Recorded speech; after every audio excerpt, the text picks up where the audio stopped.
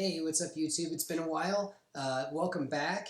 So just the other weekend, I was up at the border of Wyoming and Montana shooting the Wyoming Tactical Rifle Championships. And my buddy KJ had talked me into it. What's up KJ? Adi, how's it going?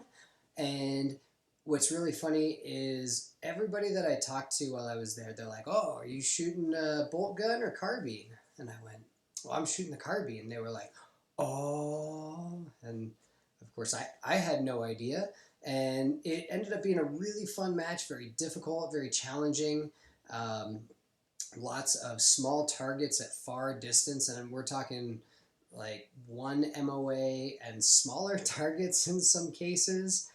The range officers and match director basically thought, what would be a terrible thing to make people shoot at? And then they cackled a little bit and then cut up targets into small pieces.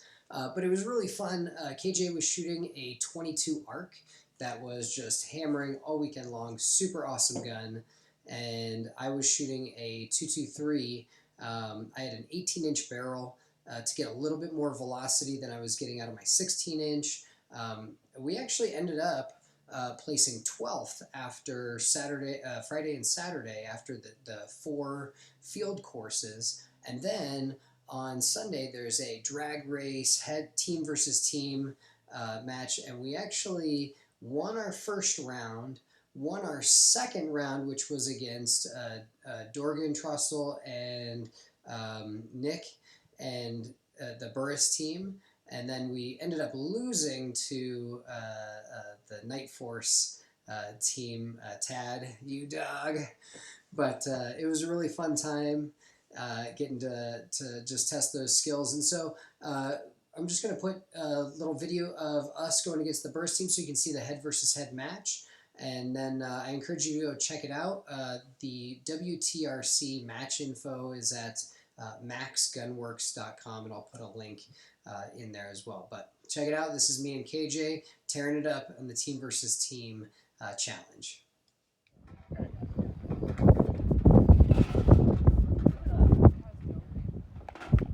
Course is on, eyes and ears. Arrows ready, shooters ready, go.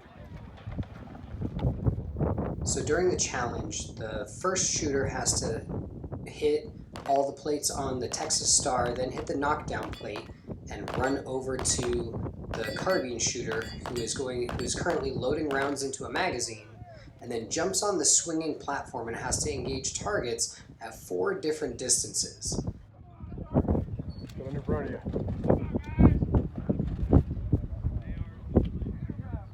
At this point, there was about a 12-mile-an-hour wind coming in from 9 o'clock, but made all those hits pretty quick. Then the rifle shooter has to jump on and engage the Texas Star at about 220 yards, followed by the knockdown target, the correct knockdown target, at about 570.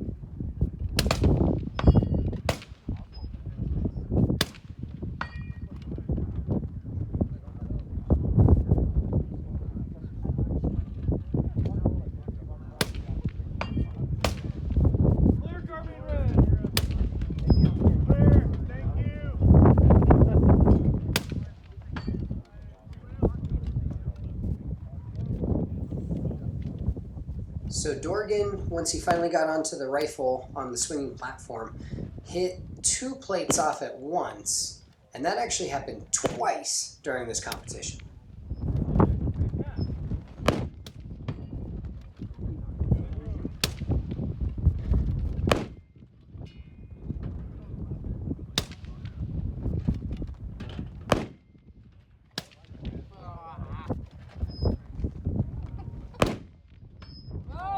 Double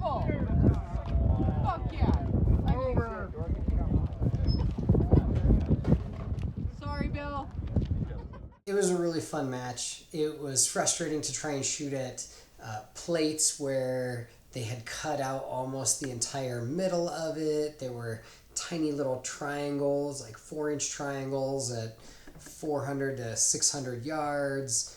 Finding the targets was not the problem. The problem was getting accurate calls. And one of the big caveats to this match, which was really interesting, was that you also had negative points for every miss, and you could rack up unlimited negatives if you just wanted to go to war on some of those targets. So some of the game was figuring out, when do I stop shooting and just mitigate my losses.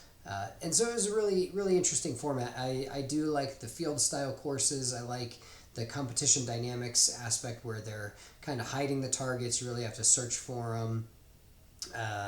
This one you had to do two mile long courses, so you weren't in a rush. We were able to walk it. The first day we ran, and that was a mistake because we were tired and missed more shots than we probably should have. So a lot of room for improvement, but it was a great match, and so I look forward to doing it again in the future. So anyway, go check them out. You can check out some of my stuff. I also did use my Adventure Ninja Gear expandable sack pack for this one.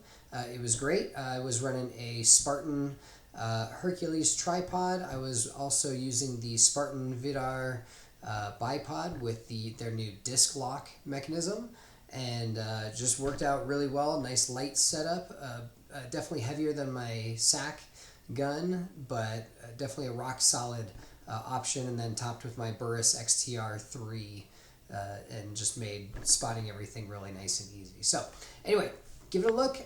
Go check out adventureninjagear.com for some lightweight gear, and I've got some more things coming. I talked to a few people that wanted some pack stuff for hauling game during hunting season, so be on the lookout for that coming to the website soon.